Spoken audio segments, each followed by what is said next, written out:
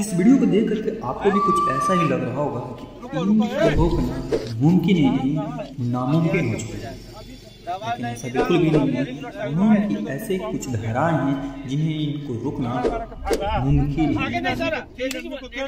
यदि कोई भी थाना प्रभारी है या ट्रैफिक पुलिस, अगर आपको किसी भी गलती का कोई पकड़ता है और आप थाने में जाकर के टॉर्चर करना शुरू करते हैं, और यदि आपको ये फील हो कि हमें इन चोटों की वजह से कुछ भारी नुकसान होने वाली है, यानी आपको फिजिकल डैमेज होने वाले हैं, जैसे में आपकी आँखों में चोट या दिमाग में चोट या नाखुशनता या फिर हड्डियों टूटना या किसी भी तरह का विकलांगपन होने से डिसेबल आप होते हैं, तो उसके अकॉर्डिंग एक डिफेंस सेक्टर के अकॉर्डिंग एक सेक्शन बनाया गया जिससे उससे थानेदार को या फिर कोई भी हो बिना तेल और साबुन के भी धोया जा सकता है।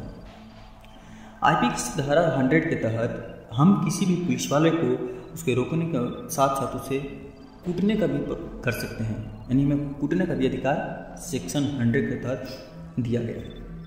तो आज की इस वीडियो में कुछ इसी तरह का फैक्ट्स को लेकर के हम जानेंगे कि हमारे क्या क्या अधिकार हैं, या हमें किस किस अधिकार के तहत हमें ये जानना चाहिए कि हमें अगर कोई पुलिस अरेस्ट करता है तो हमें क्या क्या हक है जानने का, या फिर हमें उसे किसे रोकने का अधिकार पूरी तरीके से है। आज की इस वीडियो में कई ऐसे आईपीसी और सीआरपीसी की धारा को जानेंगे जो हर एक व्यक्ति के लिए इम्पोर्टेंट है और वो जानना उसको बहुत ज़रूरी है, नहीं तो दिन पर दिन उन्हें अगर किसी भी गलत में भी फंसा दिया जाए तो बहुत तरह का टॉर्चर सह सकते थे।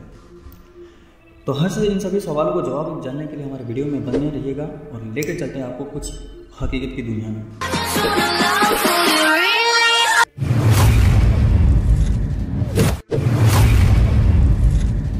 सवाल आता है कि कोई भी अगर आपके नाम का FIR दर्ज कर दे तो पुलिस का सबसे पहला काम होता है थानाध्यक्ष का कि किसी उस व्यक्ति को सबसे पहले रिमांड में लेना। रिमांड नाम सुनते ही बहुत सारे ऐसे लोग होते हैं जिनका दिमाग घूम जाता है, वो डर जाते हैं कि क्या होगा, पुलिस सब जाकर के मारपीट करेगी। तो ऐसा बिल्कुल भी नहीं है।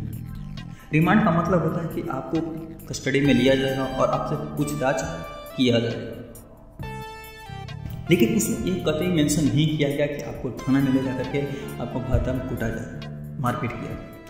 आपको रिमांड में इसलिए दिया जाता है कि ताकि आपको क्या सच है क्या गलत है उन सब चीज़ों को जानने के लिए आपको रिमांड में लेना होता है। यही होता है रिमांड का मतलब, ना कि ले जाकर के आपको डायरेक्ट अटैक करना, मारना पीटना। और दूसरे शब्दों में समझाया जाए कि आपको वो 24 घंटा तक ही अपने रिमांड में रख सकता है। उससे ज़्यादा रखने के लिए आगे की वीडियो में जानेंगे कि कौन सा सेक्शन के तहत वो आपको ज़्यादा दिन तक रख सकता है। कभी कभी ऐसे सुनने में आता है कि किसी व्यक्ति को अरेस्ट किया गया लेकिन उसे 1 नहीं 2 दिन 3 नहीं हफ्ता दिन तक वो अपने ही कस्टडी में रखा रहा। तो क्या कानून सही है या गलत है, आगे की वीडियो में जानते हैं। सीआरपीसी धारा सेक्शन 51 के तहत आपको यह पूरा जानने का अधिकार है कि आपको किस लिए अरेस्ट किया गया है, या फिर आपके ऊपर किसने FIR दर्ज कराया है, या ये मामले में मतलब पूरी तरीके से आपको जानने का अधिकार दिया जाता है कि आपको गिरफ्तार होने से पहले वो थानेदार आपको पूरी तरीके से बता दे कि आपको किस जुर्म के तहत अरेस्ट किया जा रहा है। दूसरे नंबर का आता है सीआरपीसी धारा 46(1) के तहत महिला को सिर्फ महिला पुलिस ही गिरफ्तार कर सकती है। ऐसा नहीं है कि महिला पुलिस को अरेस्ट करने के लिए कोई और पुलिस यानी जेंट्स पुलिस को भी अरेस्ट कर सकता है, ऐसा बिल्कुल भी नहीं है, यह कानून गलत है। सीआरपीसी धारा 46(4) के तहत महिला को सूर्यास्त के बाद और सूर्योदय के पहले नहीं गिरफ्तार किया जा सकता है। उसमें कुछ टर्म एंड कंडीशन अप्लाई ये होती है कि अगर आपको नॉर्मल केसेस हैं, जैसे चोरी हो गया, धोखाधड़ी हो गया, यानी नॉन कॉग्निजेबल, हमारे सेक्शन 2 तरीके से कॉग्निजेबल और नॉन कॉग्निजेबल। नॉन कॉग्निजेबल में अगर है तो सूर्यास्त के बाद और सूर्योदय के पहले महिला को अरेस्ट नहीं किया जा सकता। लेकिन कॉग्निजेबल मैटर में, यानी कॉग्निजेबल मैटर ऐसा होता है जो कि एकदम खतरनाक पहुंचाने वाला, जैसे आतंकवादी हो गया, किसी को मर्डर करने वाले हो गए, या किसी को लूटपाट करके उसकी जान धान की सबको नुकसान पहुंचा, तो वैसे महिला को अरेस्ट किया जा सकता है, यानी टर्म एंड कंडीशन वहाँ पर अप्लाई रहता है। नॉन कॉग्निजेबल ऑफेंस के मामलों में वारंट देखने का अधिकार है, यानी आप ऐसे भी हैं कि आपको अगर चोरी हो गया, डकैती हो गया, नॉर्मल हो गया, यानी धोखाधड़ी हो गया, तो इस सेक्शन में अगर आपको कोई भी थाना अध्यक्ष आपको अरेस्ट करे तो आपको ये देखने का अधिकार है कि आपको वारंट होना चाहिए उनको अरेस्ट करने के लिए। ये कानून आपको देती है हक कि आप जान लें कि आपके नाम का वारंट इशू हुआ है या नहीं हुआ, या फिर ऐसे ही ले जा रहा है। लेकिन कॉग्निजेबल मैटर में आपको विदाउट वारंट ही लोग अरेस्ट करता है, क्योंकि समय कम होता है। अगर बाई चांस अगर कोई आतंकवादी है तो उसको वारंट निकालने में तब तो वो फरार हो जाएगा। इस कंडीशन में कुछ ऐसे कंडीशनल सिचुएशन होते हैं जहाँ पे वारंट की जरूरत नहीं होती है, वो डायरेक्ट आपको अरेस्ट कर लेते हैं। सीआरपीसी धारा 41B के तहत अरेस्ट मेमो बनवाने का अधिकार। अरेस्ट मेमो का मतलब ये होता है कि अगर आपके ऊपर कोई गलत ब्लेम लगा दी तो आपके पास एक अरेस्ट मेमो बनाने का एक ऑप्शन होता है, जहाँ करके आप कोर्ट में मिले किसी वकील से, उनसे सिग्नेचर वगैरह करा करके कि मैंने ये गलत नहीं किया है, आप उसको शॉर्ट टर्म के लिए बेल बोलते हैं, उसके ऊपर आप छूट जाते हैं। तो ये आपके पास अधिकार है सीआरपीसी धारा 41B के तहत। सीआरपीसी धारा 50A के तहत पुलिस को अरेस्ट किए गए पर्सन को इसके फैमिली या रिलेटिव को जानकारियाँ देना होता है कि हम आपके इस पर्सन को इस मैटर से अरेस्ट कर रहे हैं, सूचना देना आवश्यक है। सीआरपीसी धारा 55A के तहत गिरफ्तार किए गए पर्सन की हेल्थ और सुरक्षा का ध्यान रखना बहुत जरूरी है। ऐसा इसलिए कि अगर बाई चांस आपको कुछ अरेस्ट किया गया और आपको कुछ फिजिकल डिफेक्टिव हो गया, आपको कोर्ट में उससे पेशी किया जाए या फिर कुछ और भी सज़ा सुनाया जाए तो फिर मेडिकल टेस्ट कराया जाए, उससे पहले कि उन्हें पूरी तरीके से सुरक्षा देना या पुलिस का कर्तव्य होता है कानून के दायरे में।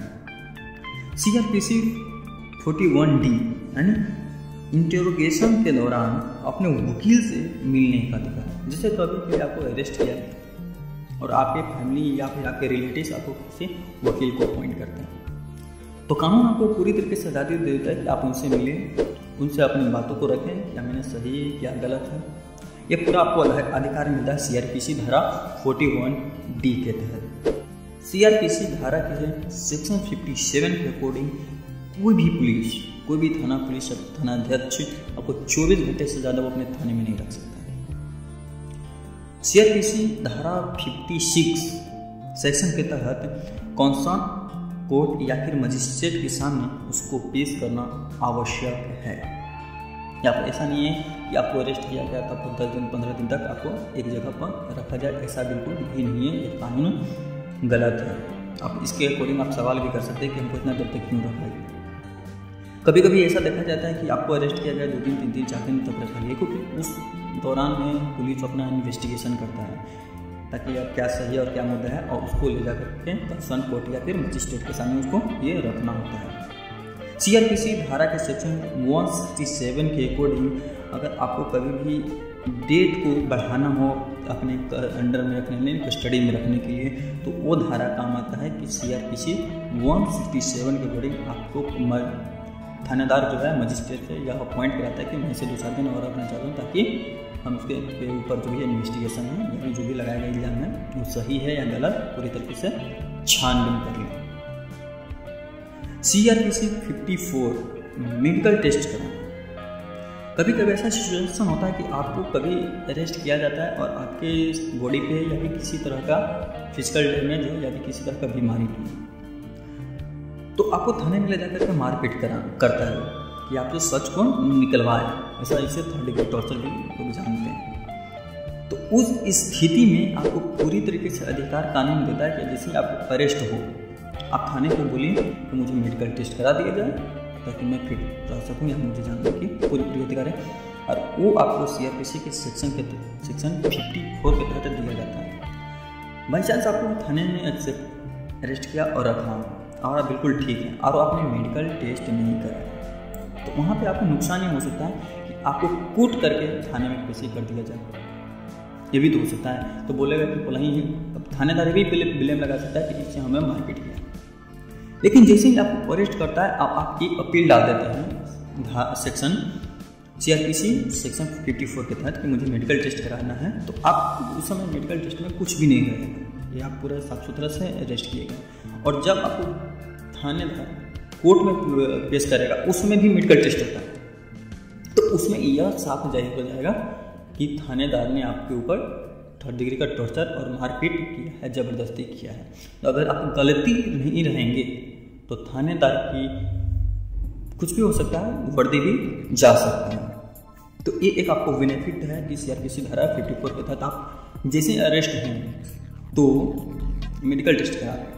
अगर आपको कि थानेदार किसी ने एक्सेप्ट किया और आपको किसी भी मजिस्ट्रेट के पास नहीं ले गया, जितने दिन को रिमांड के लिए ऑप्शन एप्लीकेशन अप्लाई किया था, कभी कभी ऐसा होता है कि मिलता नहीं है, कि कोशिश करता है कि जल्द से जल्द वो केस को सॉल्व कर दिया जाए। अगर उस स्थिति में आपको कोई नहीं, ना मेडिकल टेस्ट करा, ना आपको थाने में प्रभारी मैंने थाना प्रभारी जो है आपको मजिस्ट्रेट के सामने नहीं पेश कराया, तो उस स्थिति में आप SP या फिर मजिस्ट्रेट के पास जाकर के आप अपने फैमिली से FIR या कंप्लेन लिखवा सकते हैं। ये आपको अधिकार देता है। उम्मीद करते हैं दोस्तों कि वीडियो पसंद आई हो। आज के इस वीडियो में इतना ही। मिलते हैं इसके पार्ट 2 कानून की धारा के सच के साथ दूसरे एपिसोड में, यानी दूसरे वीडियो में क्या क्या सच है और क्या क्या आपके अधिकार हैं। अगर वीडियो पसंद आई तो लाइक करके शेयर करना मत भूलिएगा, और हमारे चैनल पर नए हैं तो सब्सक्राइब जरूर कीजिएगा। मिलते हैं अगले वीडियो, तब तक के लिए धन्यवाद।